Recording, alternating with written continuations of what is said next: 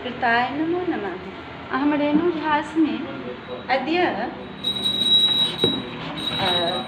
बच्चों ध्यान देना, आज मैं जो समझाने जा रही हूँ कालिदास के संबंध में, जो कि मैं पीछे वीडियो सब बना के दी हूँ और मैं लिख भी उसमें भी दी हूँ कि उपशास्त्री शास्त्री दोनों बच्चों पाठ्यक्रम से है, दोनों के लिए। तो आज मैं भी संस्कृत के महाकवि कालिदास के संबंध में बता रही हूँ, उपशास्त्री शास्त्री दोनों बच्चों के लिए। पर सबका PDF हमने पीछे दिए हैं। तो आज मैं यहाँ से शुरू करती हूँ।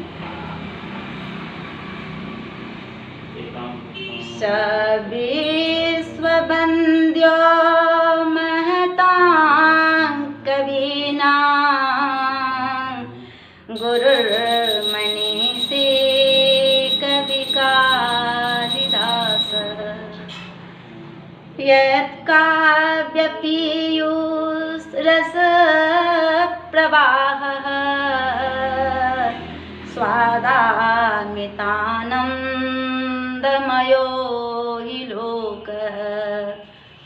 अर्थात कविकुल कलाधर कविवर कालिदास की कमनीय कलेवर कविता विश्व की किस हृदय को अर्थात आनंद मग्न कर रही है और यानी कर देती है। क्या महाकवि कालिदास हमारे राष्ट्र कवि हैं, ये तो हमारे सब जानते हैं बच्चों।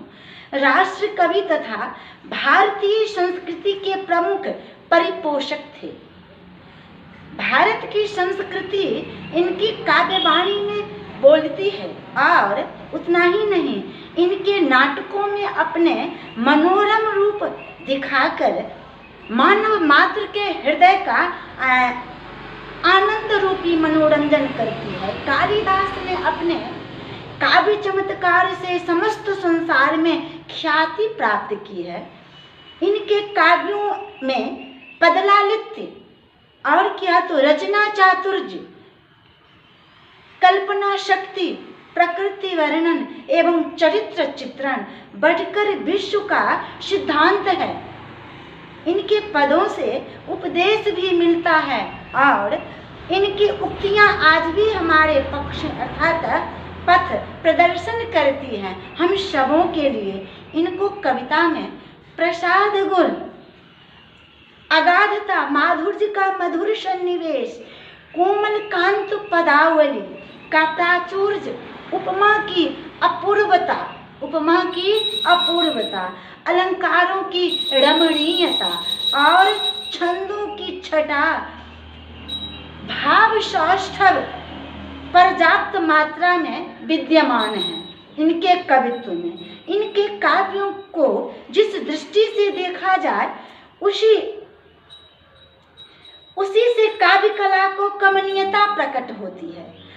इनकी कविता में सरस, सरल, सुबोध तथा सुंदर शब्द एवं भावों का साम्राज्य सहृदयों को तो बात ही क्या है, साधारण मनुष्य को मन को भी मुग्ध कर देता है। बिल्कुल व्यंग्यार्थ प्रतिपादन को विलक्षण शैली, रसापकर्ष का प्रकाशन, यदि विस्तृत विषय का थोड़े में वर्णन, वर्ण्य विषय को सुंदर क्रम में रखकर अर्थात रोचक बनाकर और स्वाभाविक भावों के द्वारा लोकोत्तर आनंद प्रदान का ढंग आदि कालिदास को कविता के विशेष गुण हैं।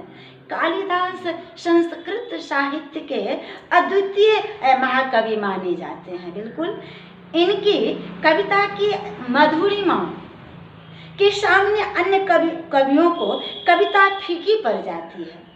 आपने जैसा मानव हृदय के सूक्ष्म से सूक्ष्म भावों का निरीक्षण किया, वैसा अन्य कवियों ने नहीं। कालिदास अंतर तथा बाह्य दोनों जगत के सूक्ष्म निरीक्षक कवि हैं।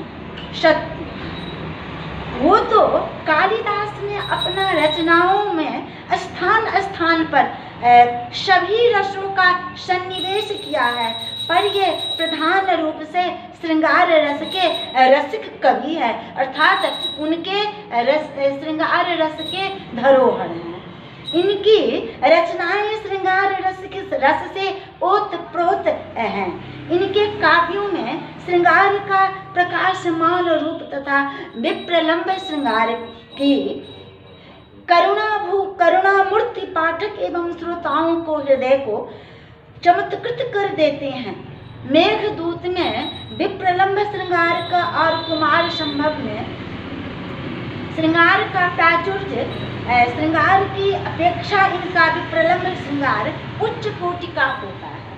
मेघदूत का उदाहरण स्वरूप इस श्लोक से ये यहाँ बता रहे हैं हमारे महाकवि कालिदास।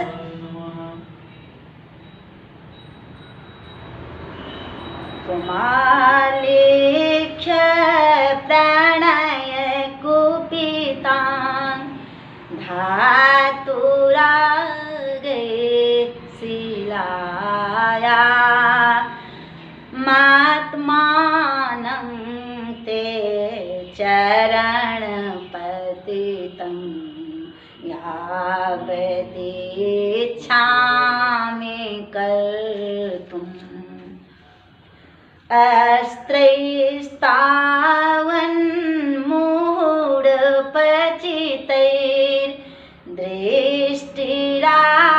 अस्त्रैस्तावन्मूढपचितैर्दृष्टिरालोक्यते मे क्रूरस्तमस्मिन्नपि न सहते संगमं न कृतान्तः। अर्थात पर्वत के चट्टानों पर क्या कह रहे हैं कि गैरकारी धातुओं से प्रणय कुपिता अपनी प्रतिमा को मूर्ति बनाकर क्षमा के लिए उसके चरणों पर गिरने का प्रयत्न करते समय अश्रु प्रवाह उमड़ आने से कल्पित श्रृंगार में भी बाधा पड़ने के कारण क्षुब्ध हृदय क्रूर कृतांत विषयक उपालंब बढ़कर किस सहृदय का हृदय व्यथित नहीं हो उठता है। यदि निर्जीव मेघ को दूत बनाकर अपनी प्रतिमा के पास प्रेम संदेश भेजने वाला यक्ष के प्रेमोन्माद को पढ़कर कालिदास की काव्य कला की प्रशंसा किए बिना कौन रह सकता है। ये तो सही है। कालिदास के करुण रस का वर्णन भी स्वाभाविक होता है, चूंकि कुमार संभव के चतुर्थ सर्ग में शंकर की क्रोधाग्नि को कामदेव के भस्मसात हो जाने पर रति का विलाप तथा रघुवंश के अष्टम सर्ग में आकाश से गिरी हुई पुष्पमाला के आघात से इंदुमती के मर जाने पर लाज अर्थात अज का विलाप करुण रस के मर्म स्पर्शी उदाहरण है। इंदुमती मर जाने पर अज विलाप करते हुए कहते हैं इस श्लोक के माध्यम से, सृगीयं यदि जीवितापहारिदये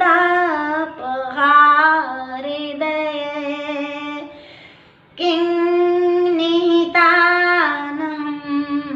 मां विस्मप्यमृतं क्वचिद्वेद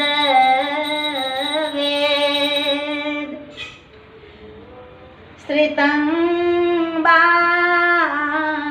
मृतं वा विषमीश्वरेच्छया। अर्थात कुमार संभव में भगवान शंकर के ललाट स्थल अर्थात ललाटस्थ तृतीय नेत्र से निर्गत अग्नि से भस्मसात हुए अपने पति के शरीर को देखकर रति विलाप करती हुई कहती है। इस श्लोक के माध्यम से बच्चों ध्यान देना, महाकवि कालिदास का कल्पना देखिए। अब यहाँ रति विलाप कर रही है।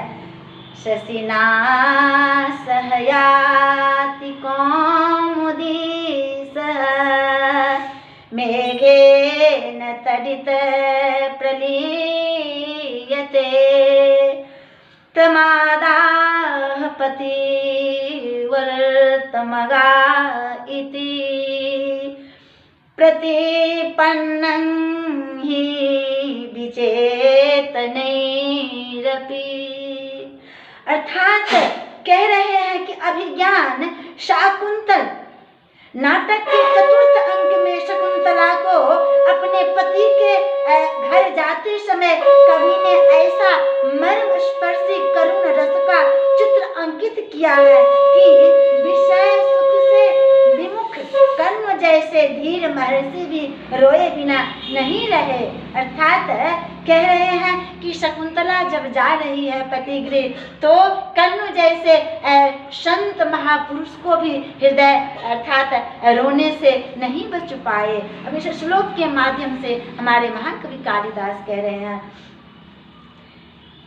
यास्यत्यद्य शकुन्तलेति हृदयं संस्पृष्टमुत्तकण्ठया कण्ठः स्तम्भित बाष्पवृत्ति कलुषश्चिन्ता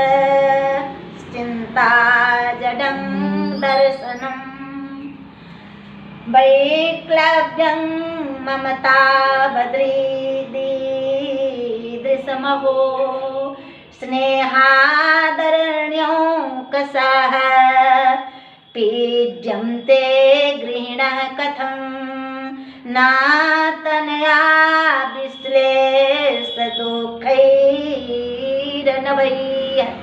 यदा कालिदास की कविता में हास्य रस भी उच्च कोटि का है।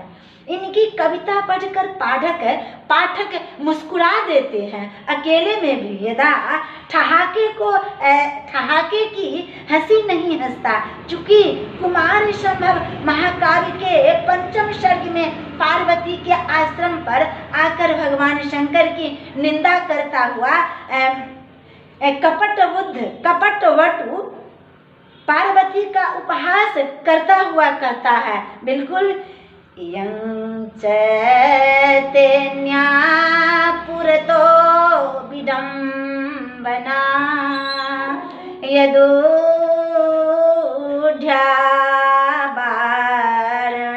वारणराजहार्जया विलोक्य वृद्धो क्षमाधिष्ठितं त्वया महाजनः स्मेर्मुखो भविष्यति।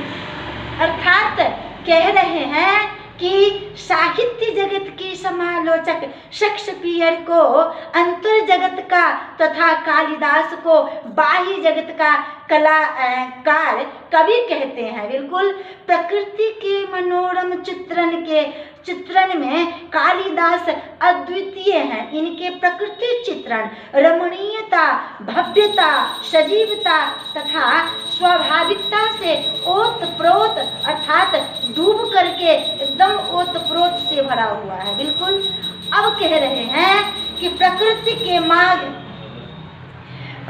के साथ कालिदास की अपूर्व सहानुभूति है। प्रकृति के गूढ़ रहस्यों का उद्घाटन जैसे इन्होंने किया है वैसा संस्कृत जगत का कोई अन्य कवि नहीं कर पाया है।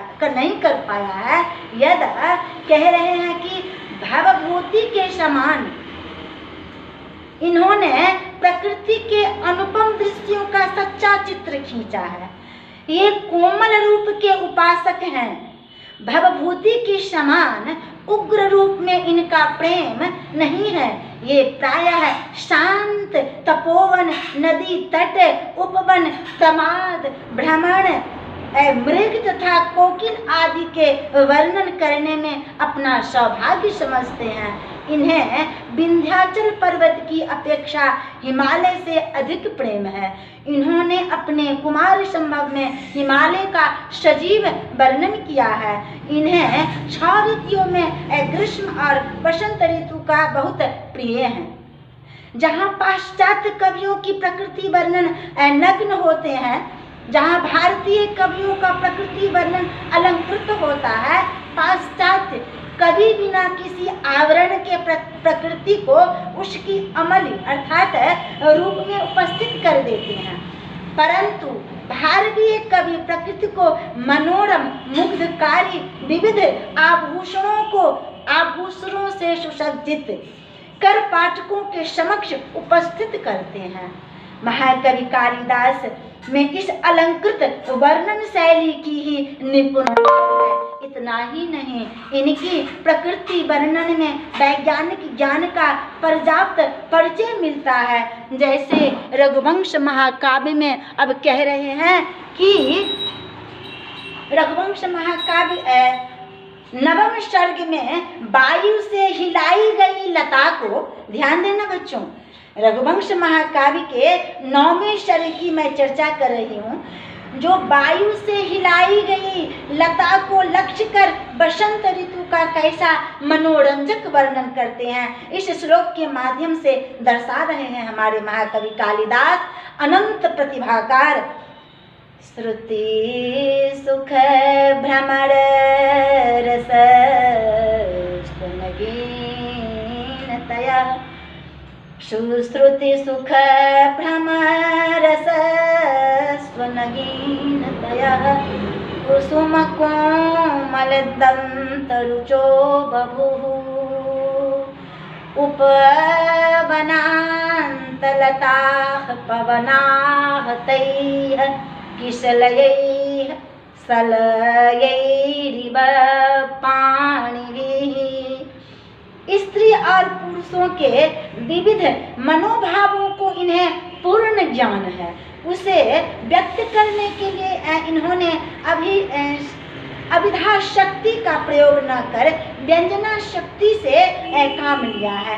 इससे इनकी कविता में और चमत्कार आ जाता है। चूंकि जब ही बच्चों ध्यान देना, जब ही व्यंग्य व्यंजना का वहाँ जहाँ भी जिस पंक्ति शब्द जगह उसका उपस्थिति होगा तो निश्चित है कि उसका चमत्कार बहुत विशेष रूप से बढ़ जाएगा। अब कह रहे हैं कि जब अंगिरा ऋषि हिमालय के पास आकर कहने लगे कि अपनी पुत्री पार्वती का विवाह भगवान सदाशिव के साथ कर दीजिए, उस समय पार्वती का वर्णन करते हुए अंतर जगत के पारखी कालिदास कहते हैं कि अंगिरा ऋषि के इस प्रकार कहते समय अपने पिता हिमालय के पास खड़ी हुई पार्वती लज्जावश मुंह नीचे करके हाथ में लिए लीला कमल के पत्रों को गिनने लगी। इस श्लोक के माध्यम से महाकवि कालिदास यहाँ कह रहे हैं, एवं बादिनी दे बरसो पार्श्वे धोमुखी लीला कमल पत्राणि गणयामास पार्वती। इस श्लोक में कवि ने लज्जा शब्द का प्रयोग नहीं किया है, किंतु लज्जा के उदय होने पर पार्वती ने जो कार्य किया है उसी का वर्णन किया है। वही कार्य सहृदयगत लज्जा भाव को व्यक्त कर देता है। अब यह आगे चल के कह रहे हैं कि क्षेमेंद्र ने अपने सुब्रत तिलक में कहा है कि काव्य में रस तथा वर्णनीय वस्तु के अनुसार छंदों का विनियोग करना चाहिए। अब इस श्लोक के माध्यम से कह रहे हैं कि काव्ये रसानुसारेण वर्णनानुगेण च वर्णनानुगुणेन च कूर्वित सर्ववृत्तानां विनियोगं